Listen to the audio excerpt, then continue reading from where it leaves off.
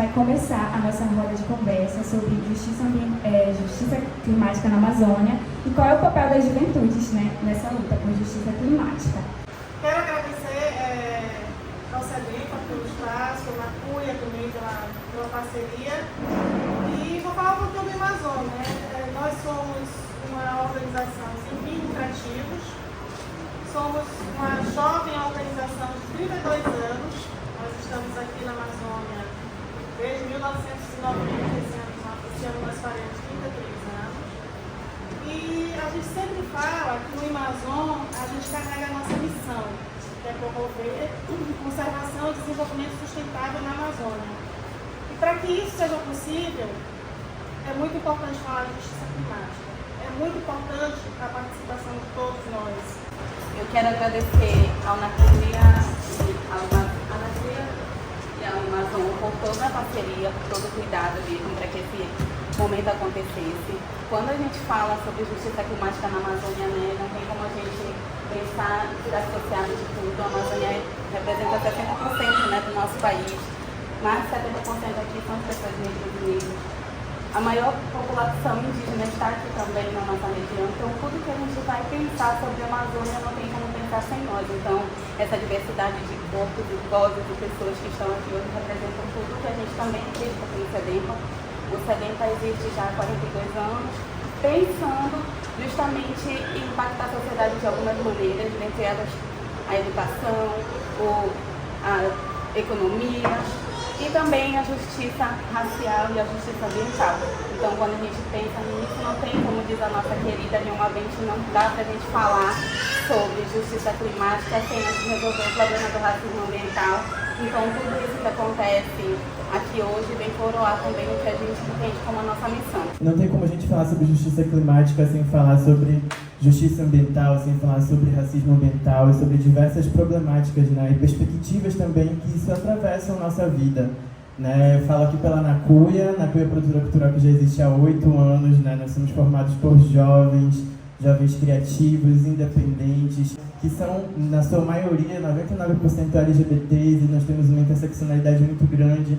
E para a gente é muito importante que a gente possa estar conectando com outras juventudes, fortalecendo e amplificando os espaços e os territórios por meio da comunicação e da cultura. A justiça climática, o termo justiça climática, ele vem justamente para dizer que as pessoas, certos grupos que são mais afetados por enchentes, por secas, pelo aumento do preço dos alimentos, pelo aumento da energia, por tudo isso, esses grupos de pessoas que são mais afetados, eles precisam de medidas de proteção e de reparação desses danos, certo?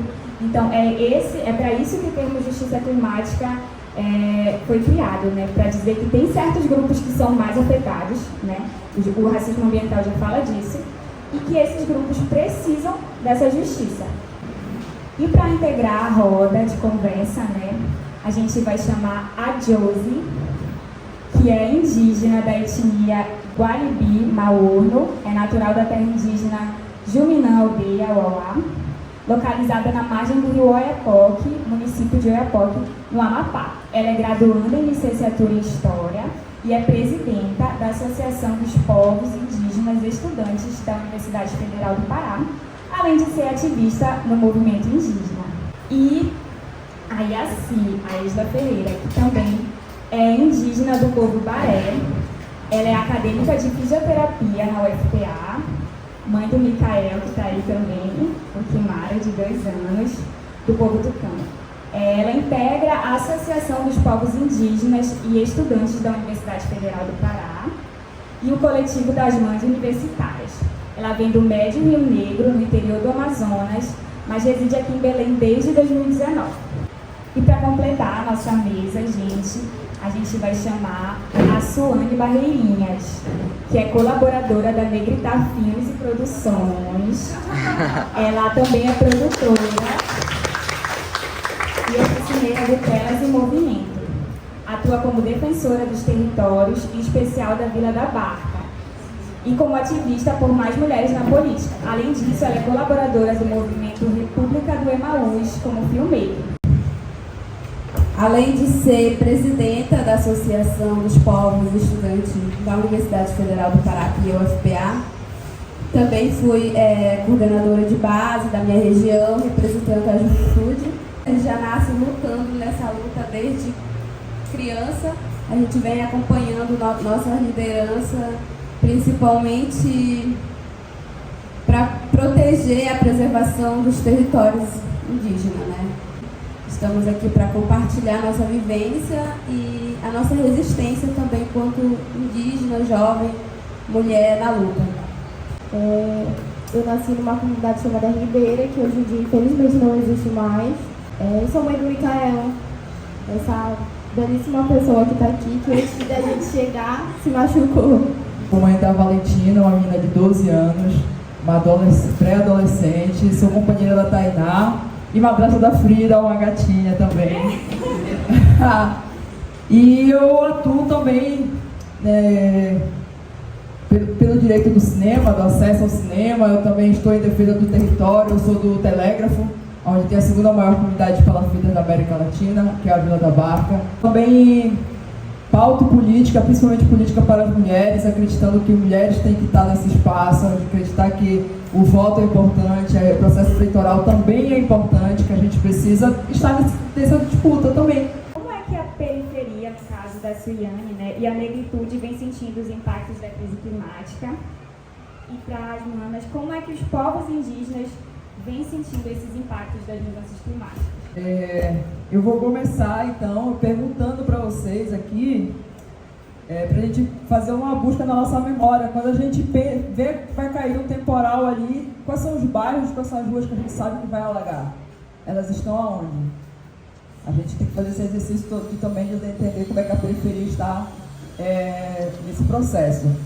Quando a gente pensa em focos de lixo, esses focos de lixo estão aonde? Que não tem o recolhimento, não tem o descarte normal de lixo, eles estão aonde? Eles estão na periferia. Quando a gente fala em algumas doenças que são ligadas à chuva, ao lixo, elas acontecem aonde? Nas periferias. Em 2022, só na Vila da Barca, a Vila da Barca ela é um pedaço dentro do bairro do Telégrafo. Só na Vila da Barca a gente teve 10 casos de malária e mais de 10 casos de dengue, só na Vila da Barca. Então a gente percebe como é que o nosso território, como é que as periferias elas estão expostas às doenças, né? E a essa mudança climática também. Outro dia a gente foi fazer uma atividade lá no Cumbu, falar com as crianças. A gente estava falando com crianças de 7, 8 anos. Talvez eles não entendam o que é justiça climática, o que é mudanças climáticas, enfim. Eles talvez não saibam o nome disso, mas eles sentem diariamente, porque a menina de 7 anos falou que o pai dela tinha saído para pescar para o almoço delas e quando chegou em casa, abriu o peixe e estava cheio de plástico na barriga do peixe. Aí teve que jogar o peixe fora e depois tem que procurar outra comida para não ter. E aí a gente vai falando de um lugar onde o peixe já não está dando mais a mesma qualidade. Aí você começa a falar que você tem que comer, acaba comendo aquele negócio enlatado. Então você vai fazendo essas mudanças diariamente nesse lugar e a gente nem percebe isso. Acho que quando a gente para ouvir as crianças, principalmente as crianças, que também é o que eu mais estou nesse processo de ouvir, a gente entende o quanto essas mudanças climáticas estão afetando desde a infância e chega na gente da juventude, quando a gente tem que sair para ir para a escola, para ir para fazer a universidade. E, por exemplo, 70% da população que passa fome no Brasil é negra. E aí a gente tem que abrir os olhos para isso, porque isso faz parte dessas mudanças climáticas. E aí, falando de justiça climática, acho que a gente tem vários termos para isso, né? A gente já falou de mudanças climáticas, e agora já está falando de adaptação, porque daqui a pouco é isso, a gente tem que começar a pensar no processo de adaptação climática, que é um termo muito, muito novo, muito recente. Aqui, lá na Vila da Barca, na mesma rua, tem o prédio, o metro quadrado mais caro de Belém. Ele é um prédio legal. Aquilo, para mim, é um grande processo de racismo ambiental.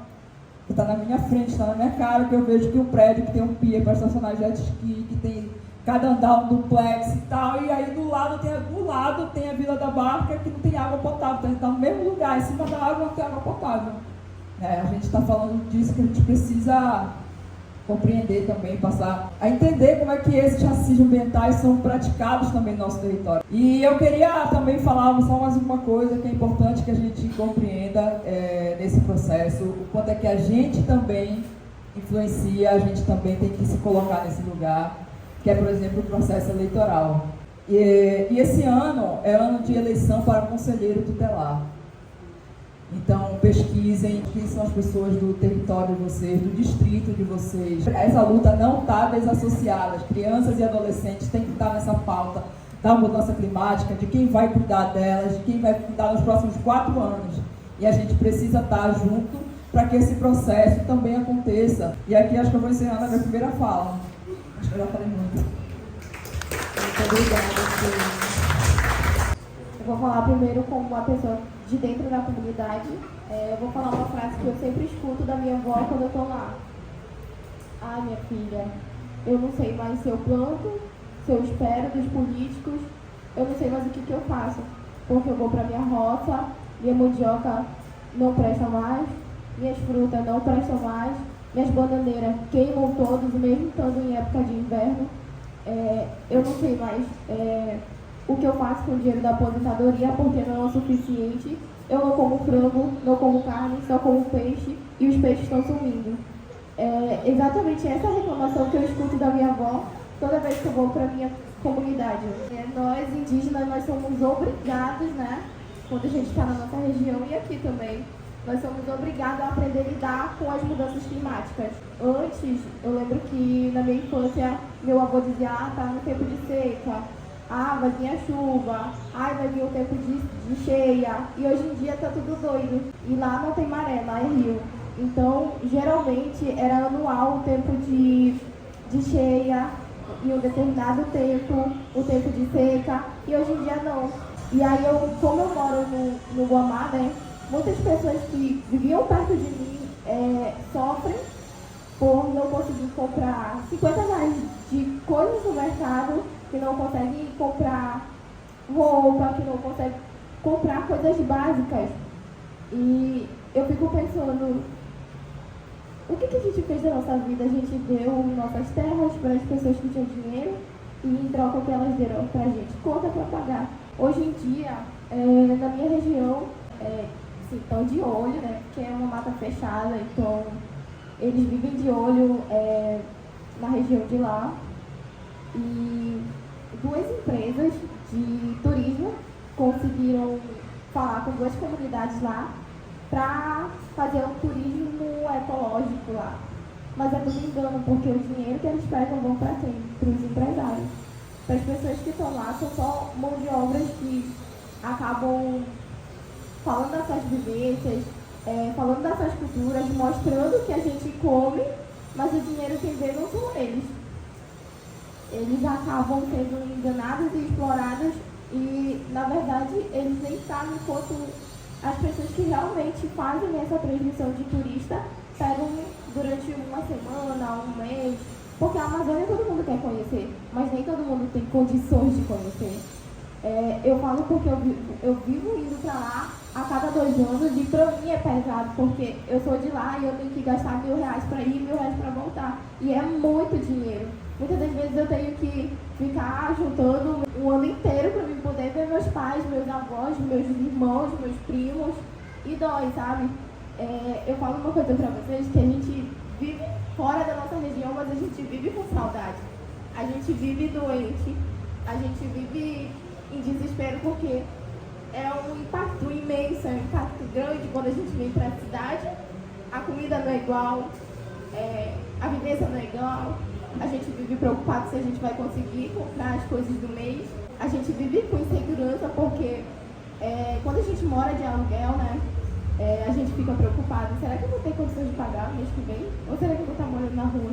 Quando a gente vem da nossa região, lá é um lugar que a gente não paga aluguel, um lugar que a gente não paga água, o rio tá vindo pra gente usar, mas hoje em dia não é tão assim. O rio já não é mais o mesmo, a floresta já não é mais a mesma, e a gente acaba sentindo na pele o que as grandes cidades fazem e que afetam a gente.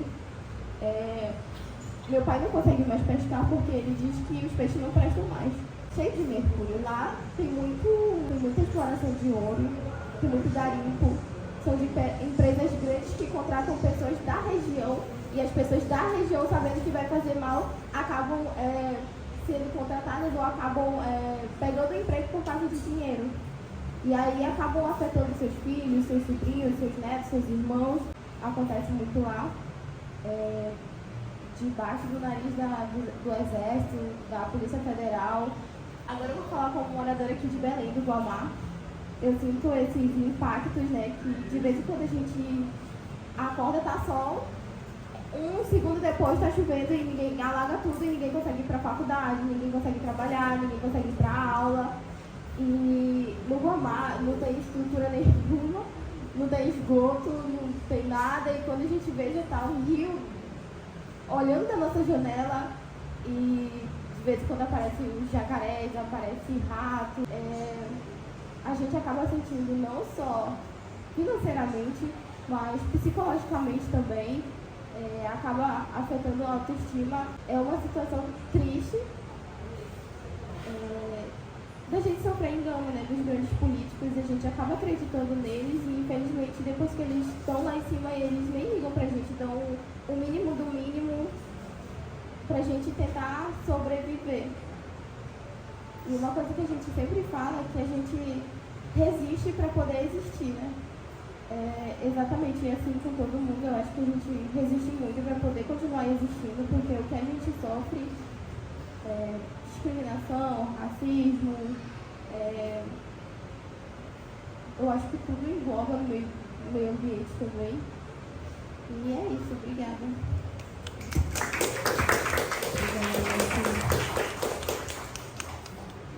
Fiquei emocionada com as falas da Yaci, né? Porque nós somos indígenas, somos estudantes, né, na universidade, e a gente enfrenta diretamente essa vulnerabilidade, né? Não somente financeiramente, como ela mesma disse, mas também a gente acaba sentindo esse impacto dessas mudanças climáticas, né?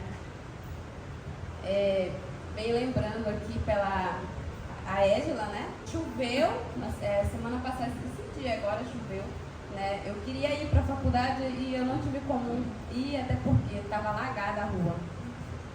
E aí tinha rato, tinha muitas coisas assim, sabe? Cachorro morto ali naquele rio. E a gente já lidar com isso nas comunidades, né? Das invasões. Eu lembro aqui, quando ela disse que a avó dela fala, né? É justamente isso que a gente ouve das nossas lideranças, dos nossos pajés, das nossas mestras, né, nas comunidades.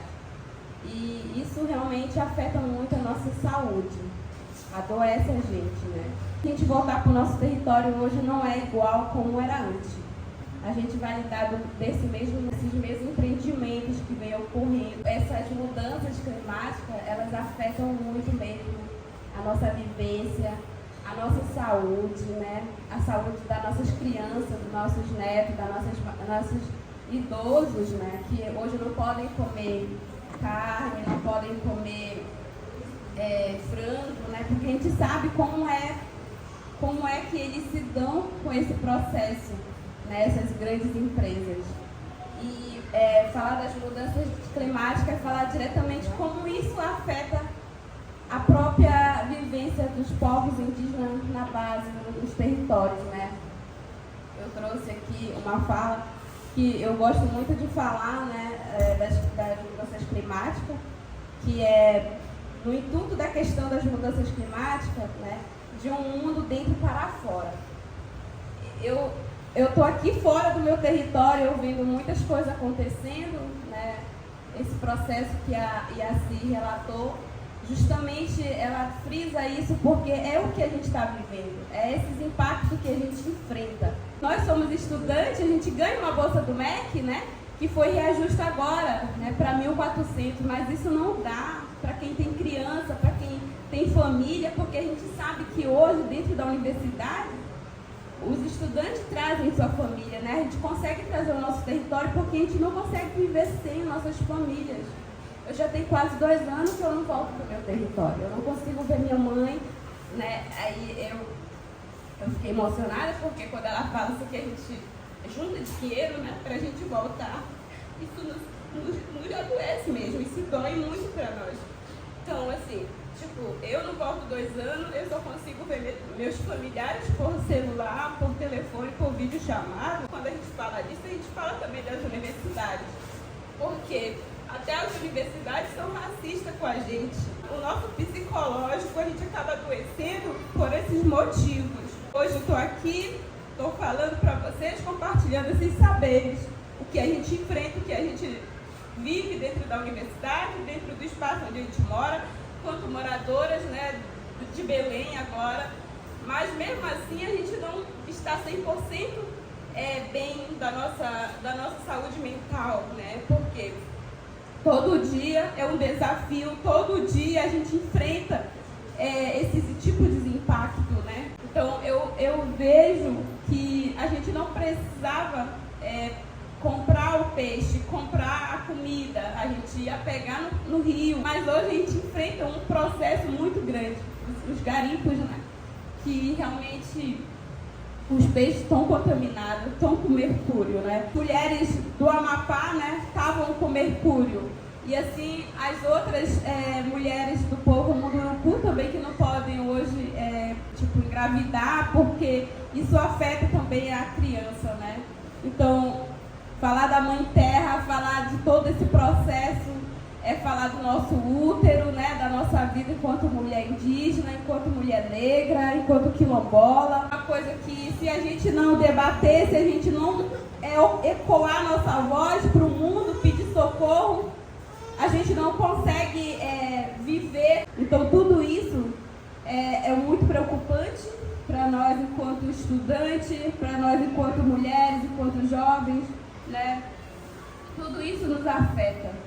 Então, esses relatos são importantes de nós frisar e nós ter uma visão diferenciada nessas mudanças climáticas, né? Que a gente está debatendo hoje, né? Que está ocorrendo hoje, mas a gente quer que isso ecoa muito longe do que nós estamos fazendo, ecoar, pedir socorro para que a gente vê esses pontos de estratégia para a justiça climática. As meninas, todas elas trouxeram esse ponto, né, da questão psicológica, né? E hoje em dia a gente vem falando de um tema assim que ainda é novo, né? Que é a ansiedade climática. E eu vi muito isso na fala de vocês, né? Tipo, o que a gente vai comer? O nosso rio não é mais o mesmo.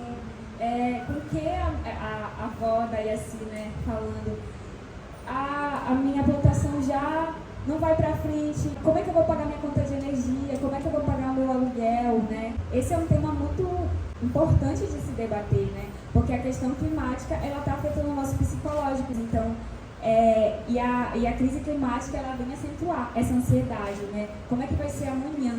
O que vai ser, né, do meu território? O que vai ser do meu bairro, né? Então, é um tema aí pra gente jogar na roda também e discutir um pouco ele. É um assunto delicado que a gente precisa tratar com urgência. Justiça climática é urgente. E sobre a exploração de terras quilombolas e indígenas, né? Hoje eu faço um estudo para entender o apagamento e como se deu o apagamento de indígenas e quilombolas em Marituba e as políticas públicas que me solidarizei, e meu olho brilhou quando as companheiras falaram sobre as questões financeiras, né, que os estudantes passam, porque aceitar as políticas públicas, infelizmente, já foi banalizado, posso dizer assim, porque as políticas públicas, elas são pensadas a certo momento, mas será que vão conseguir atingir o objetivo? E aí, por exemplo, quando pensado na imersão, né, de estudantes indígenas e quilombolas, foi pensado em como eles iam se manter dentro da universidade? Porque, bacana, entrou, mas vai conseguir sair, vai se formar? Essa é a grande problemática, né, nas universidades públicas. É por isso que a gente precisa cobrar, conversar e debater justiça climática. Obrigado. Muito obrigada. A Fátima quer dar um informe do CEDEMPA. Então, o que eu queria assim, só não é contribuir, fazer com que vocês tomem isso pauta, né? Contínua. Que determinantes sociais, né, do ponto de vista das mudanças climáticas, elas inferem na saúde coletiva da população negra, de jovens, adultos, da população indígena, da população quilombola, da população ribeirinha, do campo da floresta. Eu queria muito colocar, influenciar isso aí, essa mais uma preocupação. Muito obrigada, tá bom? A gente tem mais um inscrito, que é o Jefferson. Olá pessoal, bom dia. Meu nome é Jefferson, eu sou pesquisador do Amazon, sou advogado ambiental.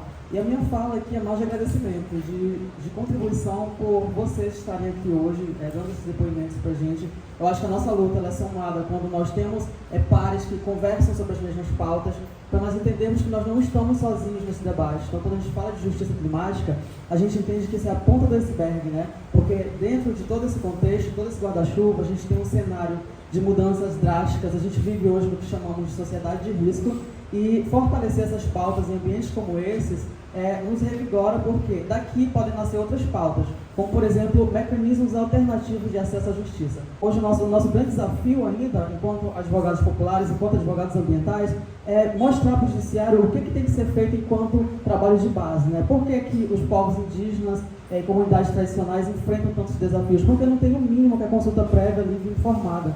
Então, antes de fazer um relatório de estudo ambiental, de impacto de estudo ambiental, nós deveríamos ter a consulta prévia. Isso é um direito básico que é violado diariamente, o judiciário muitas vezes fecha os olhos para isso.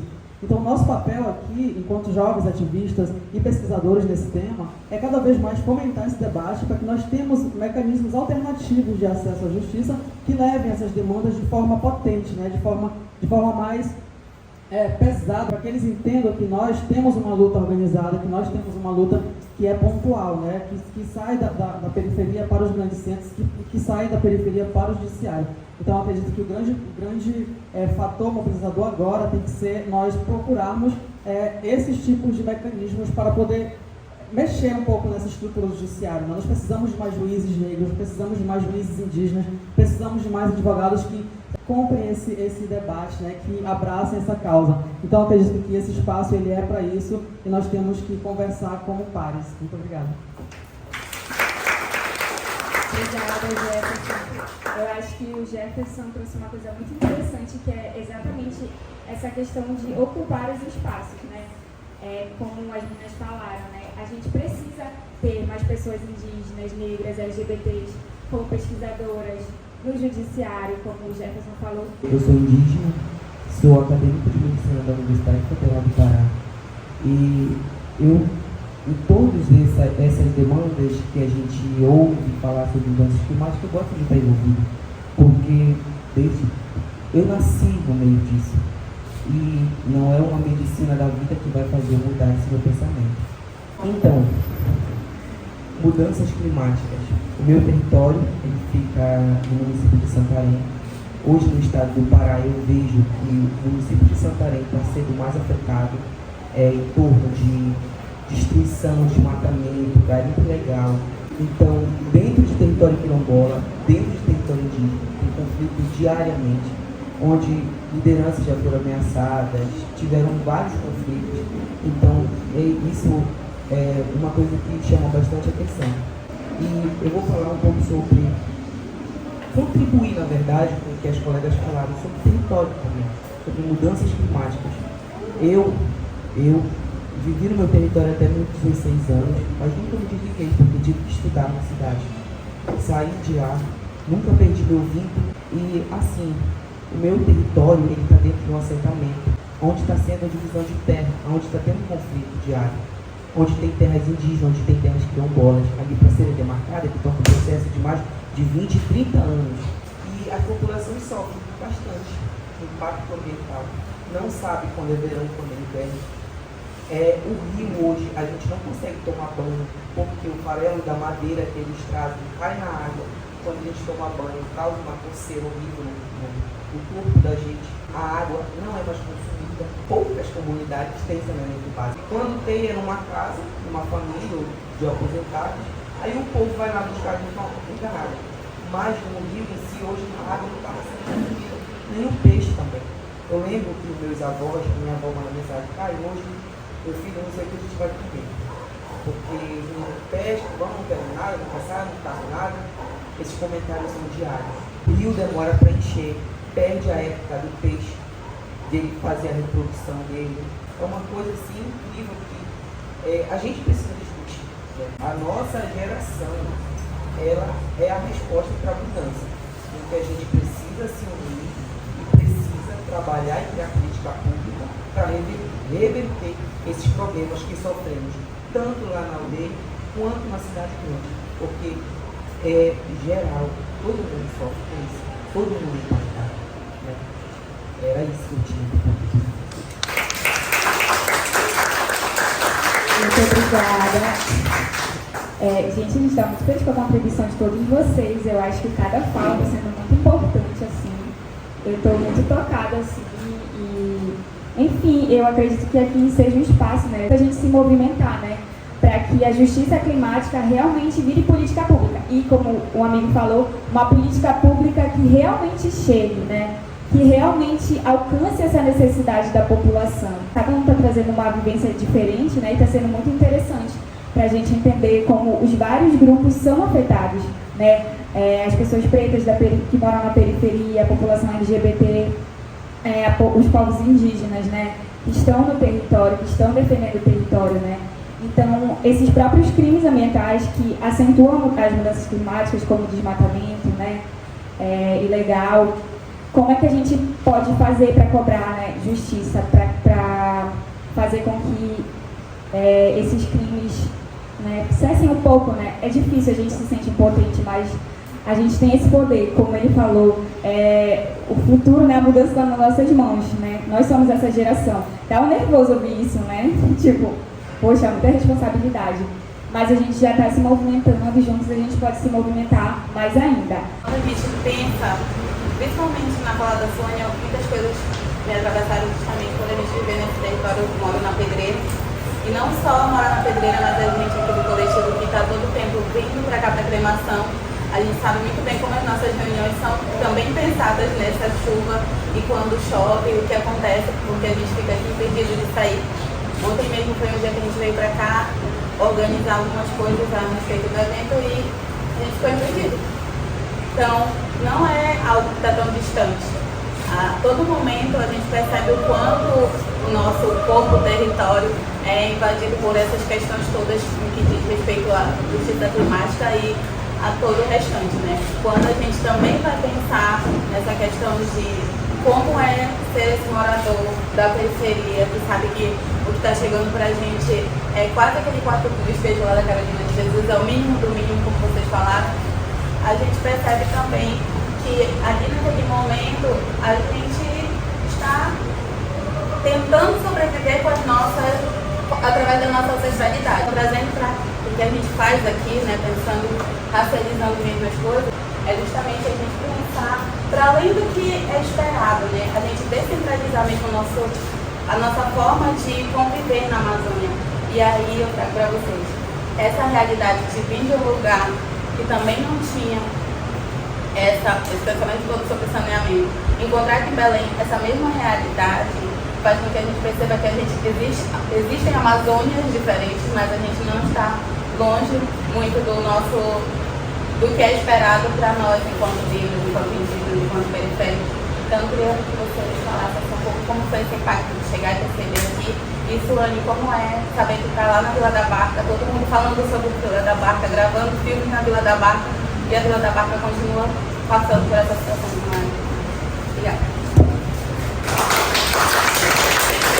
A Vila da Barca está há 20 anos na luta por moradia digna. A gente teve na gestão passada do atual presidente, do atual prefeito, o processo de construção da moradia e tal. Só que ainda assim não se foi pensado de como a gente ia tirar essa população que mora em casas de madeira e ribeirinho. É um problema morar em casa? Não é um problema morar em casa de madeira. Inclusive a ideia de que ser aquilo pode ser muito bonita se for bem pensada.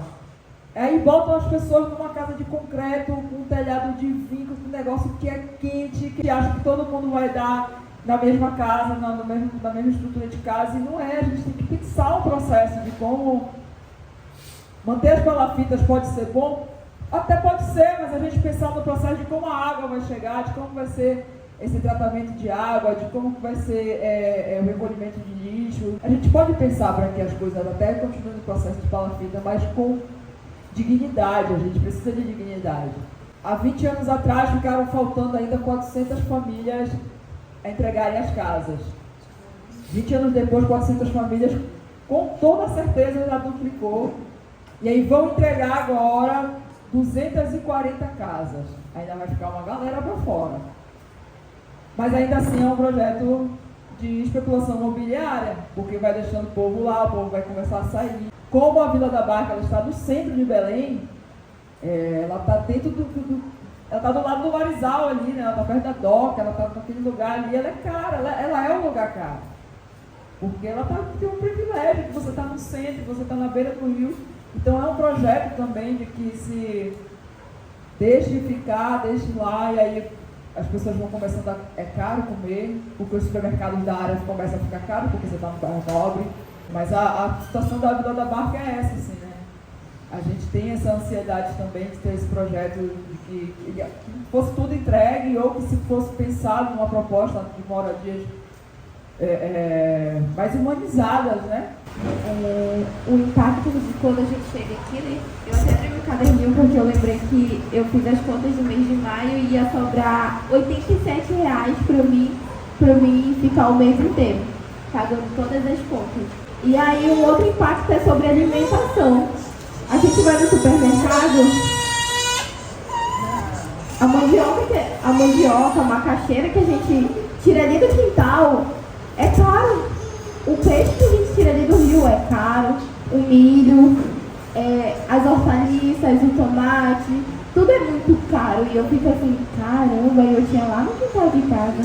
Esse impacto ele é muito enorme, imenso, gigante, porque nem sempre a gente tem condições de comprar as coisas que a gente era acostumado de comer, porque a vida orgânica que a gente levava, a gente não pode ter aqui. Eu compro coisas orgânicas que eu era acostumada de comer, ou eu pago meu aluguel. Trazer esse ponto, né, desse impacto da vivência, porque como a Yassi trouxe, nós aqui dentro da universidade somos mais de 47 povos e mais de 575 estudantes indígenas de diferentes estados, lugares, né? No meu território, dentro da comunidade, a gente tem um silêncio, né? A gente tem a respiração de um ar diferente, a gente tem aquele descanso, a gente tem aquela paz de ir nas roças, na floresta, se conectar com os nossos ancestrais, né? E quando eu me deparo, eu estou num território, eu moro bem ali no Guamá, né? Onde tem um barulho imenso, todo dia passa ônibus. E eu não consigo, assim, ter esse silêncio, essa paz, né? Esse silêncio de escutar os pássaros, de escutar e respirar um ar diferente, porque a gente sabe que até o ar daqui é poluído.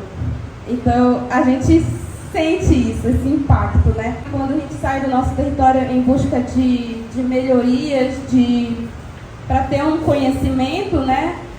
E a gente precisa estar forte, precisa estar firme para enfrentar todo esse tipo de desafio que a gente enfrenta hoje. Muito obrigada. Daqui a gente vai se encaminhar para finalizar a roda, né? Mas a gente tem uma pergunta. Eu queria que vocês falassem um pouco dessa vivência em coletividade de vocês, dos movimentos, e como é que a gente que está aqui, o público, pode apoiar também as lutas dos movimentos que vocês participam, né? O próprio processo da Vila da Barca, com vários coletivos e por moradia digna, a gente estava se amarrando no prédio legal, eu tinha, sei lá, 15 anos fazendo isso, porque eu sempre entendi que sozinha até chego, mas tipo, se eu chegar junto com mais gente eu consigo chegar melhor até, né? A Negritar e o Telas Movimento faz parte da Negritar, né? Há 10 anos, está completando 10 anos agora, esse ano, eu colaboro com o Movimento República de Emaús, que existe há 53 anos, trabalha na defesa de crianças e adolescentes da Amazônia. Foi um dos lugares que ajudou no processo do ECA, na construção do ECA, que também está comemorando 33 anos esse ano. Então a gente está ali de coletivo já há muito tempo. Hoje eu também estou ali aliada à luta do projeto Barca Literária, que fica na Vila da Barca, que é o processo de leitura. né, conhecer o mundo através da leitura. Esse ano, por exemplo, da última vez que eu estive lá, está sendo servido janta todos os dias, tem atividade todos os dias para as crianças. Aí como o Amazon também pode colaborar com isso, né? Todo dia está sendo entregue janta para as crianças, porque foi percebido que as crianças chegavam lá com dor de cabeça, elas ficavam mais lentas para a atividade à noite, elas estavam com fome, porque não tem a comida para elas comerem. E a gente está falando de um lugar que está em cima do rio, na beira do rio ali, mas não tem mais comida, não tem, tipo, é caro, porque está caro comprar, né?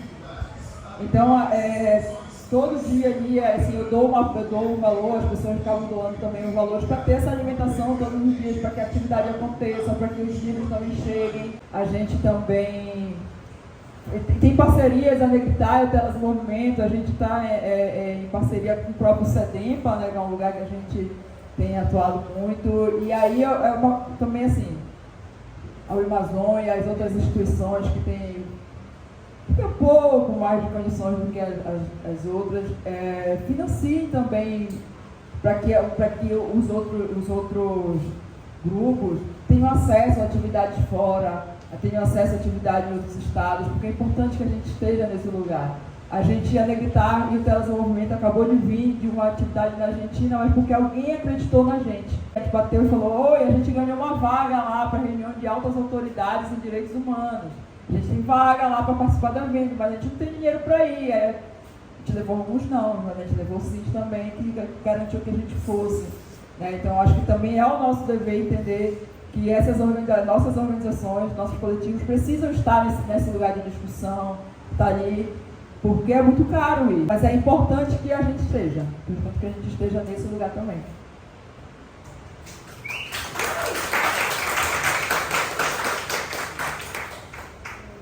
Eu vim fazer parte da associação quando cheguei aqui em Belém, porque eu não tinha noção do que era uma associação, um coletivo. Infelizmente, na minha região, por ser isolada, os políticos manipulam muito as pessoas mais velhas que estão lá.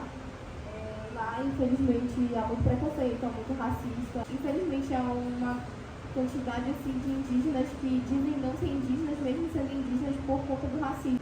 Infelizmente, não há ainda lá coletivos, não há associações que falam com a juventude, que falam com as crianças. Eu vim descobrir pra cá. Aí eu penso, se eu tivesse ouvido falar, se eu tivesse esse conhecimento lá, muita coisa tinha mudado hoje em dia lá. Mas infelizmente eles não trabalham com crianças, eles não trabalham com adolescentes. Tanto é que a cidade está tomada por traficantes, né?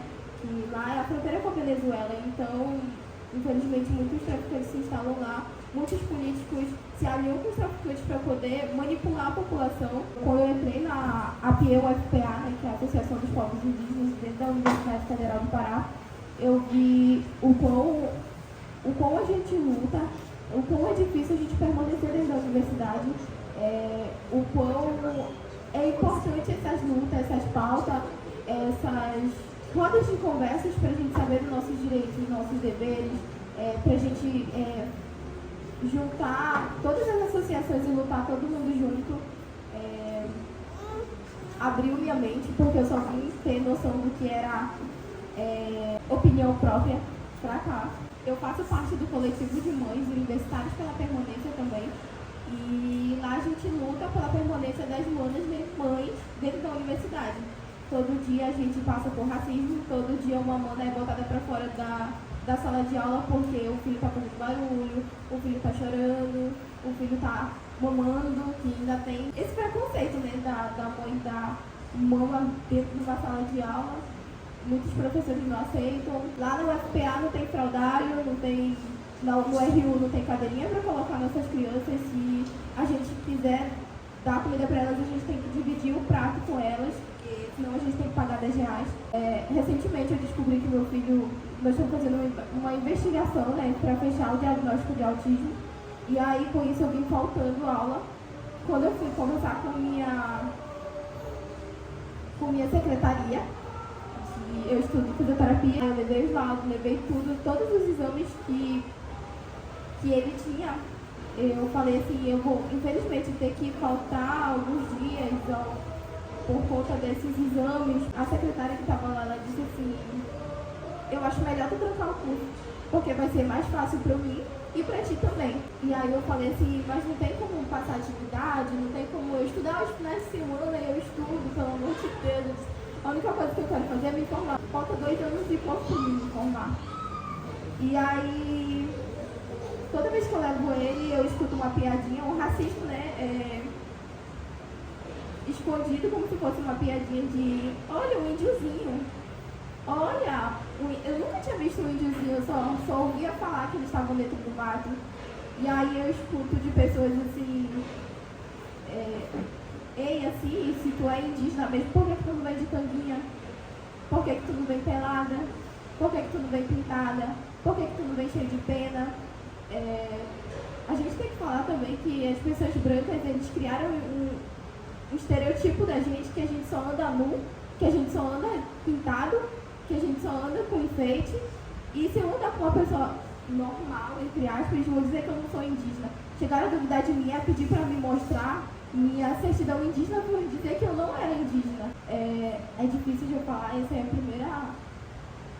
primeira roda de conversa que eu participo e eu tô entalada porque a gente carrega muita coisa, a gente carrega muito preconceito, a gente carrega um mundo dentro das nossas costas e aí quando a gente vem falar sobre determinados temas, engaja com vários outros também, porque nunca é só isso. Seria mais fácil se a gente não falasse, se a gente não reclamasse, se a gente não lutasse. Para eles estaria tudo bem. Mas se a gente não falasse, se a gente não gritasse, ei, socorro, eu tô aqui, eles não iam nem ligar pra gente. E a gente é obrigado a aprender a lutar para dizer, ei, eu tô aqui. Lembra de mim? Obrigada.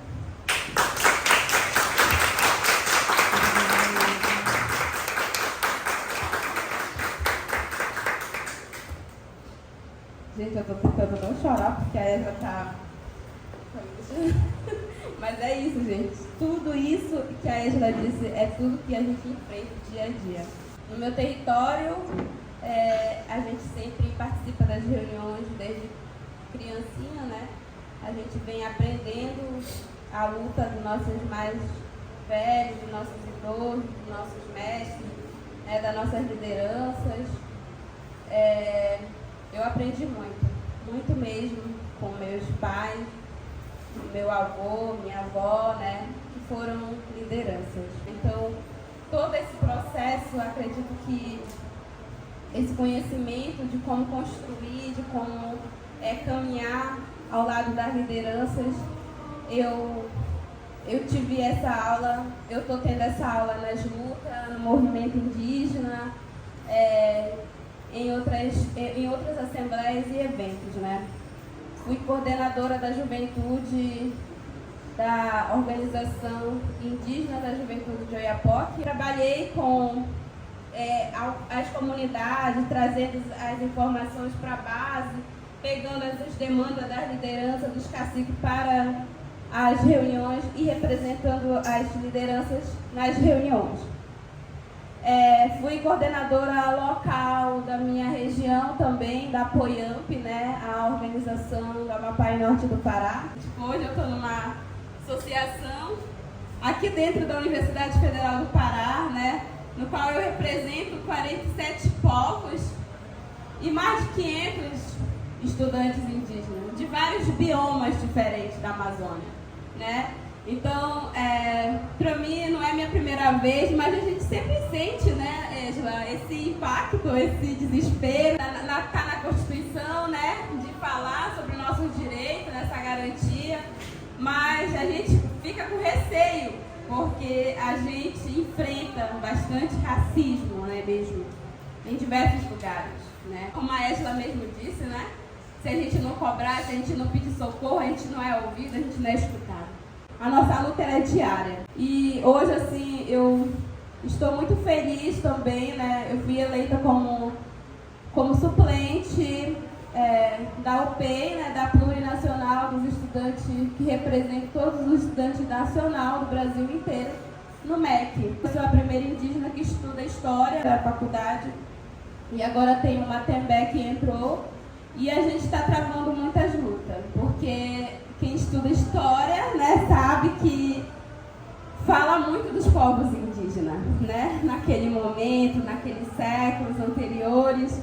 Só que o próprio rapaz que falou, né? Ele trouxe que fala muito desse apagamento histórico, né? Dos povos indígenas, dos negros, da escravidão e tudo mais. Então, é muito difícil, assim, eu ouvir professores falando esse tipo de estereotípicos, né? Esse tipo de fala, o índio. Às vezes eu tenho que sair da aula para respirar um pouco e tentar pensar quais são os debates que eu tenho que enfrentar para frente. E aí eu fico, não, eu preciso me formar, eu preciso ser uma historiadora para exatamente não trazer esse tipo de fala, né, para tentar desconstruir todo esse processo que foi construído, né, essa colonização, esses tipos de estereotípicas para os povos indígenas, pesquisar os direitos dos povos indígenas, pesquisar a história dos povos indígenas e seja respeitado, construída diferente de modo que nós somos na realidade atual. É isso. Muito obrigada, meninas. A gente fica muito feliz de vocês poderem compartilhar as vivências. A gente sabe que não é fácil, que é delicado, né? Falar das dores e das vivências de cada uma, né? E eu acho que hoje a gente conseguiu ter uma noção, né, de que a justiça climática, ela junta vários grupos, né? E que esses grupos também têm outras lutas. A gente tem mais uma inscrição, que é a Érica, né, que quer falar. E depois a gente... E o Matheus também. E a todos que estão aqui presentes nesse momento. É incrível ouvir vocês falando, porque é perceptível a força que vocês têm e o quanto vocês têm a ensinar, todos nós que estamos aqui nesse momento, para ouvir vocês falarem com a gente. Eu me chamo Érica, eu sou de Abaetetuba, que é o interior do estado, e aí a minha infância era uma infância muito farta, com a natureza, com o alimento fresco também. Eu tinha um quintal em casa que tinha muitas frutas, então eu conseguia subir no pé para pegar a fruta, sabe, sem ter um agrotóxico, sem ter algo que fosse me fazer mal quando eu fosse ingerir eles. Eu ter que sair desse lugar em que eu morava, ter que sair do seio da minha família, ter que sair desse ciclo de amigos que me acolhiam, que me escutavam, que tinham uma escutativa com as minhas dores, com as minhas vivências, para vir para Belém para estudar. Minha mãe é uma mulher negra, retinta, semi-analfabeta, que teve que sair também de onde ela morava. Minha mãe é do interior, do Marajó, para ir para Abaetetuba. E aí eu tive que assumir essa responsabilidade de ser a primeira pessoa a ir para uma universidade pública, sendo quem eu sou, porque eu sempre me reconheci enquanto uma mulher negra, e sempre soube o lugar que eu devia ocupar nessa sociedade. E aí foi um ato de coragem muito grande, mas eu não imaginei que eu fosse passar por tantas violências. Então eu passo a semana toda assim pensando, eu vou ter o que comer, eu vou ter como pagar o meu aluguel, eu vou ter como sobreviver, eu vou ter um momento de lazer, porque eu preciso de dinheiro para além de pagar as minhas contas, sabe? E aí eu preciso também ser o meu próprio suporte e ser o suporte da minha família que continua lá, lutando para que eu consiga permanecer aqui. Então, saber se colocar dentro dessa instituição, saber que nós somos pontes e portais para quem não pôde estar aqui, porque eu posso estar aqui nesse momento com a ajuda de muita gente que está atrás de mim, lá no meu interior. Então eu preciso, para além de absorver essas coisas que eu estou ouvindo aqui nesse momento, que eu estou ouvindo lá na universidade, eu preciso partilhar esse conhecimento com quem não teve essa oportunidade, sabe? E a gente pensa diariamente em desistir, porque será que a gente precisa realmente estar passando por tudo isso? Será que eu preciso estar sangrando diariamente, sabe? Qual é o preço disso? Aí a gente tem que lembrar, né, de tudo que já veio e que nós somos só o início, nós somos ponta de lança, assim. Eu sempre falo isso, que eu sou ponta de lança para muita coisa que ainda está por vir, assim. Porque eu quero que as crianças que moram lá onde eu morava, que estão na situação que eu estava, elas vejam em mim a oportunidade de que as coisas são possíveis e de que elas também podem fazer isso, sabe? Mais uma vez, é muito bom estar ouvindo vocês aqui, assim, me identifico muito com muitas coisas que vocês passaram, que ainda tem para passar, porque a luta continua. E eu espero que vocês tenham força também para continuar, porque é algo que não vai parar em nós, sabe? Tem muita gente que ainda está por vir e que vai vir, assim, e que nós seremos essa ponta de lança, assim, para muitas dessas pessoas. E que a gente consiga continuar nessa caminhada, que não vai se tornar mais fácil, na verdade, com o passar do tempo. Eu percebi que ela se torna cada vez mais difícil, que a gente vai amadurecendo e vai percebendo novos recortes e novas dores. Mas a gente precisa continuar, porque a gente já passou por muitas dores, já superou muitas dessas dores, e a gente não vai precisar superar muito mais. Mas a gente vai conseguir, com fé em nós mesmos.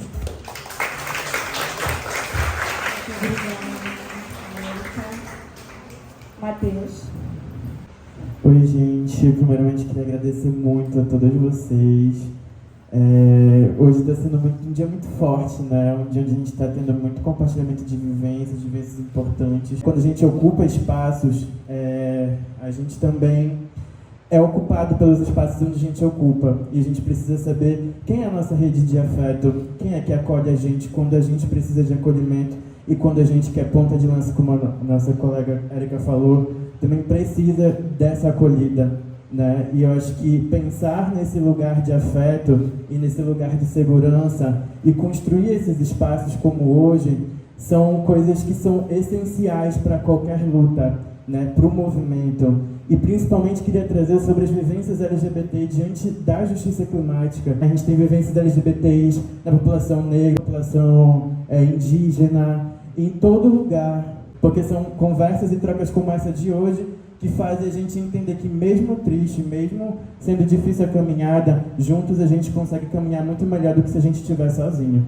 Então eu queria muito agradecer a todos vocês e dizer que todas essas vivências, elas são atravessadas de forma interseccional. E pra gente que é branco como eu, que é LGBT como eu também, precisa entender como é que a gente ouve, como é que a gente se coloca como aliado também nas outras lutas que não necessariamente fazem parte da minha vivência, mas que precisam ser defendidas também, porque se não forem defendidas por nós, como é que a gente vai construir uma outra sociedade para quem vem na frente? Para os nossos filhos, para os nossos irmãos, né, para as pessoas que estão vindo aí, para as nossas crianças. Então, é pensar, e é difícil pensar, né, imaginar futuros, né, é difícil imaginar futuros se a gente não tem essas referências. E para mim hoje vocês são essas referências, né? Todos vocês que estão aqui são essas referências de lutas, de vivências, de identidades, de orientação sexual diferentes, mas que a gente se respeita, que a gente se conhece e que a gente congrega no mesmo espaço, e de que é necessário haver esse respeito para a gente poder continuar, sejam quais vivências forem. Muito obrigado, gente. Muito obrigada, Matheus. Gente, eu estou muito feliz aqui falando em nome do Amazon por todas as falas, porque eu acho que a gente conseguiu enxergar um pouco de todas as Amazônias, né? Tipo a Amazônia lá do interior da Érica, a Amazônia aqui do amigo que falou, do outro amigo que falou, das meninas, a Amazônia ali da Vila da Barca, né? Então todas essas vivências que são atravessadas, existem diversas, e pra gente lutar, pra gente buscar essa justiça climática, a gente precisa ter essa visão de todas essas Amazônias. Então por isso que esse momento é tão importante, porque a gente precisa escutar essas várias vivências, pra gente poder lutar juntos realmente. Não adianta só um vencer, né? Não adianta só a população negra vencer se a indígena não está vencendo, não está alcançando seus direitos, né? Como é que vocês imaginam um futuro com justiça climática aqui na Amazônia? Que característica esse futuro vai ter? Em uma frase, vocês podem começar, meninas. Eu vou por onde eu defendo, eu acredito com moradia digna, com menos população em situação de rua, e talvez a justiça climática que eu imagine que o futuro seja essa. Eu vou começar falando uma coisa que minha avó falou antes de eu vir fazer faculdade, né? Que foi: e se não tiver muitos indígenas como eu? E ela disse assim: minha filha, quando a gente vai abrir um caminho para uma roça, acho que não vão também fazer isso, né? Tudo vai contando a gente, tiririca, a gente se bate, a gente se machuca. E é exatamente isso quando a gente está na ponta. A gente se machuca para que outras pessoas venham atrás da gente. Quando a gente passa por um caminho, ele tá limpinho, tá bonitinho, mas porque alguém passou por lá limpando, alguém passou por lá se machucando. A gente abre espaço para que outras pessoas venham atrás da gente, para que outras pessoas tenham esse direito de caminhar por onde a gente já sofreu para estar. E, assim, acho que uma Amazônia reflorestada, né? Menos garimpo, diminuir o desmatamento, investir no reflorestamento e na conservação de áreas naturais, incentivar o uso de energias renováveis, porque energia é cara pra caramba, não convencionais, né? Preferir utilizar biocombustíveis como o etanol, o biodiesel, investir na redução do consumo de energia e na eficiência energética. Reciclar também é muito importante. É muito importante a gente falar sobre a reciclagem, porque a gente consome muita coisa que, infelizmente, às vezes vão parar na barriga dos animais, né? Eu trouxe uns pontos estratégicos também, que são de proteção territorial, né? A segurança dos povos indígenas, a garantia da terra e o seu uso que traz o sustento para quem vive nela, né? Assim, eu me identifiquei muito com essa frase porque a gente fala muito nisso, né? Dentro do território. A gente tem essa grande esperança. Hoje a gente tem o Ministério dos Povos Indígenas, a gente tem uma mulher ocupando o Ministério, a gente tem uma mulher ocupando a FUNAI, né? Então, é preciso a gente olhar para a Amazônia, né? Porque, como a Esla disse, muitas pessoas falam da Amazônia, pesquisa a Amazônia, mas não conhece os verdadeiros donos da Amazônia. Mas a gente conhece, porque nós somos os donos, a gente tá lá, a gente tá para preservar essa parte da Amazônia, né? Então, hoje para mim é trazer a Amazônia de volta, né? Tentar fazer essa concertação para a Amazônia e trazer esses meios de discurso para que a gente possa chegar num ponto estratégico sobre essa justiça climática que a gente está falando hoje, né? E de garantir de fato o que a gente fala, o que a gente quer pela Amazônia. Eu acho que era isso. Muito obrigada.